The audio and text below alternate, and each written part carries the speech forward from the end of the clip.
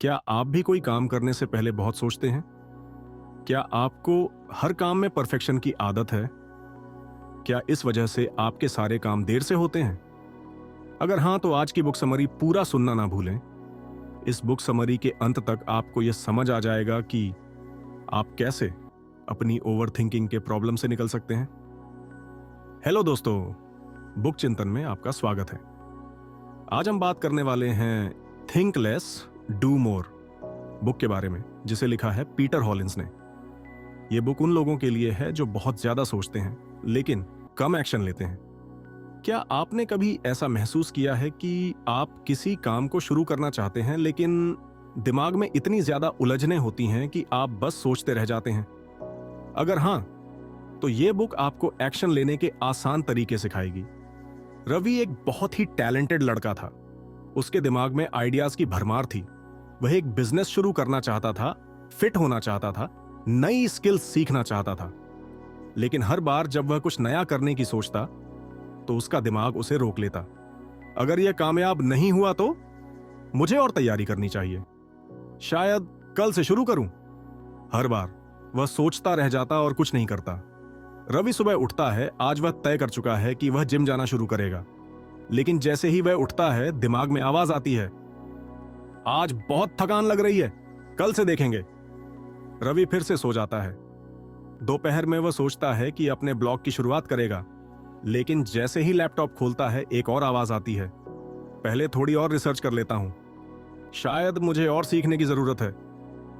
Laptop तो खुला, लेकिन काम फिर नहीं हुआ। रवि का दिन सोचते सोचते निकल गया और रात को सोते समय उसे फिर वहीं पछतावा हुआ, काश मैंने कुछ किया होता। रवि के तरह ही कई बार हम किसी काम को शुरू ही नहीं कर पाते क्योंकि हमें लगता है कि हमें इसे परफेक्ट तरीके से करना चाहिए। यह सोच हमें जकड़ लेती है और हम सिर्फ सोचते रह जाते हैं लेकिन कुछ कर नहीं पाते। इसे ही इनर्शिया कहा जाता है, यानी जड़ता या ठहराव। इसका सबसे आसान इलाज यह है कि अपने एक्सपेक्टेशन को कुछ कम कर दिया जाए।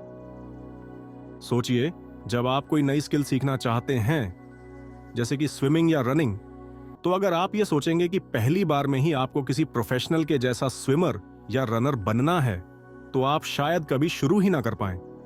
आपको लगेगा कि आप अच्छे नहीं हैं और आप यह सोचकर खुद को रोक लेंगे कि जब तक आप परफेक्ट ना हो जाएं, तब तक इसे करने का कोई फायदा नहीं। लेकिन अगर आप अपने एक्सपेक्टेशन कम कर दें और बस एक छोटा सा टू डू लिस्ट बना लें और उसे फॉलो करें, जैसे कि रनिंग की शुरुआत जॉगिंग से करने की कोशिश करें, तो आप शुरुआत कर लेंगे।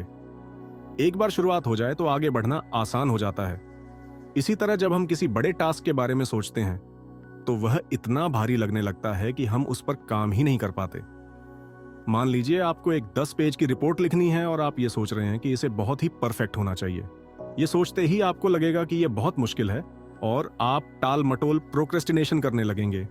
लेकिन अगर आप यह सोचें कि बस पहला पैराग्राफ ही लिखना है, चाहे वह कैसा भी हो, तो आप काम शुरू कर पाएंगे। हमारा दिमाग फिनिश लाइन देखने में ज्यादा दिलचस्पी लेता है, लेकिन जब वह यह देखता है कि वह बहुत दूर है तो वह डर जाता है। इसे दूर करने के लिए आपको बस इतना करना है कि अपने पहले कदम को आसान बना लें। अगर आपको एक्सरसाइज शुरू करनी है तो आप यह मत सोचिए कि आपको रोज 1 घंटे की वर्कआउट करनी होगी। बस ये सोचिए कि आपको सिर्फ 5 मिनट के लिए स्ट्रेचिंग करनी है। जब आप स्ट्रेचिंग कर लेंगे तो शायद आपको खुद ही लगे कि कुछ और कर लिया जाए। पूर्णतावाद कई बार प्रगति का सबसे बड़ा दुश्मन बन जाता है। हम ये मानकर चलते हैं कि हमें हर चीज में परफेक्ट होना चाहिए, लेकिन सच्चाई यह है कि परफेक्शन कभी भी एक झटके में नहीं आता। वह धीरे धीरे बार बार कोशिश करने से आता है। पहली ड्राफ्ट हमेशा खराब होती है, पहली कोशिश हमेशा औसत होती है और पहला कदम हमेशा अस्थिर होता है।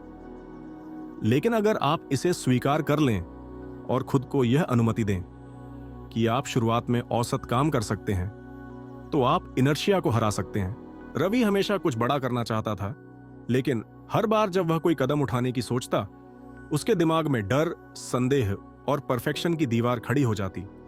अगर मैं फेल हो गया तो? वह अपने फेलियर के डर से कोई नया काम वक्त पे शुरू नहीं कर पाता था। पर यही सोच उसे कहीं नहीं ले जा रही थी। एक दिन रवि के दोस्त अमित ने उसको समझाया, तू हमेशा माउंट एवरेस्ट चढ़ने की सोचता है, लेकिन पहला कदम तक नहीं उठाता। कोई भी सफर एक छोटे कदम से शुरू होता है। फिर अमित ने एक मजेदार उदाहरण दिया। सोच कि तू एक किताब पढ़ना चाहता है, लेकिन सोचता है कि एक ही दिन में 300 पेज कैसे पढ़ूंगा, तो तू शुरू ही नहीं करता। लेकिन अगर तू सिर्फ 2 पेज पढ़ने का टारगेट रखे तो तेरा सफर शुरू हो जाएगा, और फिर क्या पता तू खुद ब खुद 10-20 पेज पढ़ ले। रवि को यह बात समझ आई। उसने अपने बड़े बड़े टारगेट्स को छोटे हिस्सों में बांटना शुरू किया। जिम नहीं जा सकता? कोई बात नहीं, सिर्फ 5 मिनट के लिए घर पर एक्सरसाइज करूंगा। ब्लॉग पर 1000 शब्द नहीं लिख सकता? कोई बात नहीं, सिर्फ 50 शब्द लिखूंगा। पूरी किताब पढ़ने का समय नहीं है? कोई बात नहीं, सिर्फ 2 पेज पढ़ लूंगा। याद है जब तू बचपन में साइकिल चलाना सीख रहा था? हाँ, लेकिन मैं कई बार गिरा था, रवि ने जवाब दिया। तो अगर तू गिरने के डर से कभी चढ़ता ही नहीं, तो क्या आज साइकिल चला पाता? अमित ने पूछा। रवि को समझ आया कि कोई भी पहली बार में परफेक्ट नहीं होता। गलती करना सीखने का हिस्सा है। फिर अमित ने एक और कहानी सुनाई। थॉमस एडिसन ने बल्ब बनाने के लिए 1000 बार असफल प्रयास किए थे। किसी ने उनसे पूछा कि आपको 1000 बार फेल होने का कैसा लगा? एडिसन ने जवाब दिया, मैं फेल नहीं हुआ, मैंने 1000 तरीके सीखे कि बल्ब कैसे नहीं बनता। यह सुनकर रवि को लगा कि वह तो छोटी छोटी चीजों से डरता था। अगर महान इन्वेंटर्स, बिजनेस लीडर्स और सक्सेसफुल लोग गलतियां करने से नहीं डरते, तो उसे भी डरना बंद कर देना चाहिए। रवि को डर लगता था, अगर वह कुछ नया शुरू करेगा तो लोग क्या कहेंगे? अगर वह फेल हो गया तो क्या होगा? अमित ने समझाया, डर तुझे रोकने के लिए नहीं, तुझे रास्ता दिखाने के लिए है। फिर उसने एक दिलचस्प कहानी सुनाई। जब तू स्कूल में पहली बार स्टेज पर गया था, तब तेरा दिल तेज धड़क रहा था, हाथ कांप रहे थे, नर्वस था। लेकिन जब तूने बोलना शुरू किया तो सब ठीक हो गया, है ना?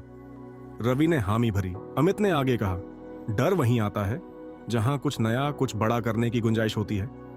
अगर तुझे डर लग रहा है तो इसका मतलब है कि तू सही रास्ते पर है। फिर उसने बताया कि बड़े बड़े एथलीट्स, बिजनेसमैन और आर्टिस्ट्स भी डर महसूस करते हैं, लेकिन वे डर को अपने रास्ते की रुकावट नहीं, बल्कि एक संकेत मानते हैं कि वे सही दिशा में जा रहे हैं। रवि ने सोचा, तो इसका मतलब है कि अगर मुझे डर लग रहा है तो यह इस बात का संकेत है कि मैं कुछ बड़ा करने जा रहा हूं। अब रवि को समझ आ गया था कि बड़े बदलाव छोटे कदमों से आते हैं। गलतियां करना फेलियर नहीं, सीखने का तरीका है। डर एक रुकावट नहीं, बल्कि सही दिशा में जाने का संकेत है। अगली सुबह रवि ने बिना सोचे समझे सिर्फ 5 मिनट की एक्सरसाइज की, 50 शब्द लिखे और अपनी लाइफ के सबसे जरूरी फैसले लेने का पहला कदम उठा लिया। उस दिन से रवि की जिंदगी बदल गई। अब वह सोचता कम और करता ज्यादा था। तो दोस्तों, अगली बार जब आपको लगे कि आप किसी काम को करने से पहले बहुत सोच रहे हैं, तो बस पहला कदम उठाओ। आपका पहला कदम क्या होगा, आज ही तय करो। इस किताब की शानदार समरी सुनने के लिए आपका दिल से धन्यवाद। अगर आपको यह जानकारी उपयोगी लगी हो तो वीडियो को लाइक करें, चैनल को सब्सक्राइब करें और कमेंट में हमें बताएं कि इस किताब से आपने कौन सा सबसे बड़ा सबक सीखा। आपकी राय हमारे लिए बेहद महत्वपूर्ण है।